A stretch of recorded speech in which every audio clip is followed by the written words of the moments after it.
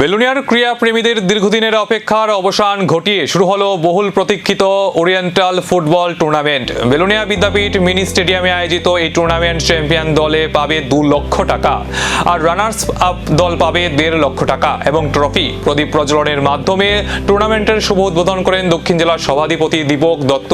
অনুষ্ঠানের উপস্থিত ছিলেন দক্ষিণ জেলার জেলাশাসক মোহাম্মদ সাজ্জাদ পি, বেলুনিয়া পৌর পরিষদের চেয়ারপারসন নিখিল চন্দ্রগুপ্ত সহ বিশিষ্ট ব্যক্তিরা। প্রতীক আবহাওয়া ও বৃষ্টিকে উপেক্ষা করেই মাঠে গড়ায় উদ্বোধনী ম্যাচ। অনুষ্ঠানে বক্তারা বলেন, খেলাধুলা শুধু বিনোদন নয়, যুব সমাজকে সুস্থ, শৃঙ্খলাবদ্ধ এবং মাদক মুক্ত রাখতে গুরুত্বপূর্ণ ভূমিকা পালন করে। এই টুর্নামেন্ট স্থানীয় প্রতিভাবান ফুটবলদের নিজেদের মেলে ধরায় রাখার বড় সুযোগ বলেও মত প্রকাশ করেন তারা। কারণ অনেক কিছু সমস্যা সৃষ্টি হচ্ছে, এই জন্য যাতে আমাদের বর্তমান যুব সমাজকে নেশার কবল থেকে মুক্ত করার জন্য খেলাধুলা আমাদের বিশেষ জরুরি।